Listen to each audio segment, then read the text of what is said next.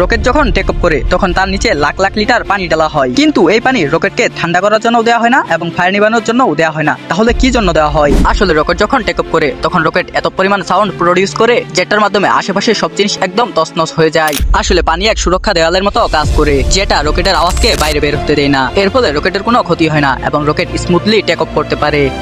আপনি কি জানেন সমুদ্রের ভিতর যখন পিলার তৈরি করা হয় তখন এই পিলার তৈরির জন্য পানিগুলোকে কিভাবে আটকানো হয়? শুকনা জমিতে মাটি খুঁড়ে পিলার পুঁতা যায়, কিন্তু পানির ভিতরে কিভাবে পুঁতে পিলার? এখানে ইঞ্জিনিয়ার কপারট্যাম এক অসাধারণ টেকনিক ব্যবহার করেছেন। প্রথমে সিল করা স্টিল বক্স নেয়, তারপর সেটা নদীর ভিতরে একদম গেড়ে দেয়। এর ভিতর থেকে সমস্ত পানি বের করে জায়গাটাকে শুকনো বানানো হয়। এরপর সেই শুকনো জমিতে কনস্ট্রাকশনের সমস্ত কাজ করে সেখানে পিলার তৈরি করা হয়।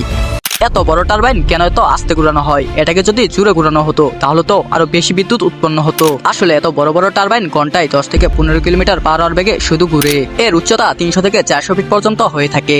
সবচেয়ে ইন্টারেস্টিং বিষয় হলো এর ব্লেড 200 ফিট পর্যন্ত চওড়া, অর্থাৎ একটা ফুটবল মাঠের সমান হয়ে থাকে।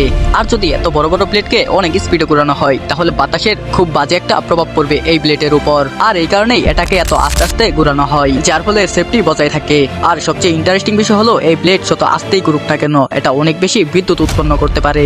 আর এর ভিতরের জেনারেটর অনেক বেশি স্পিডে ঘুরতে পারে, যার ফলে এটা মেকানিক্যাল এনার্জিকে ইলেকট্রিক এনার্জি হিসেবে রূপান্তর করতে পারে। আর এই টারবাইনগুলোকে পাহাড় অথবা যেখানে অতিরিক্ত পরিমাণের বাতাস সেখানে স্থাপন করা যায় না, কারণ খারাপ আবহাওয়ার বলে টারবাইন ক্র্যাক হয়ে যেতে পারে।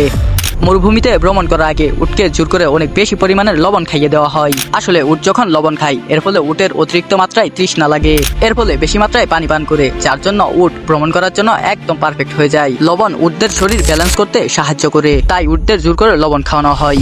চীন আবারও প্রমাণ করে দিল প্রযুক্তিতে তারাই রাজা। 2024 সালে চালু করেছেন CR450। এর গতি ঘন্টায় 450 কিলোমিটার, অর্থাৎ এক সেকেন্ডে 125 মিটার দূরত্ব অতিক্রম করতে পারে এই ট্রেন। এর এরোডাইনামিক সিস্টেম এতটাই উন্নত যে এটা বাতাসের ঘর্ষণ কমিয়ে দেয়, যার ফলে এই ট্রেন আরো দ্রুতগামী হয়ে যায়। আর এই ট্রেনের ফুয়েল খরচও অনেকটাই কম।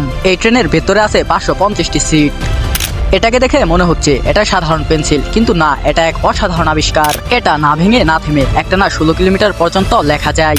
এটাকে মেটাসিন পেন্সিল বলা হয়, কারণ এর সামনের অংশ সাধারণ পেন্সিলের মতো গ্রাফাইট দিয়ে তৈরি করা হয় না, বরং এটাতে গ্রাফাইট অ্যালয় ব্যবহার করা হয়। এটাতে মেটালও মেশানো হয়, যার কারণে পানির নিচেও খুব সহজে এটা দিয়ে লেখা যায়। আর এই চমৎকার পেন্সিলের লেখাগুলোকে সাধারণ রাবার দিয়ে মুছে ফেলা যায়।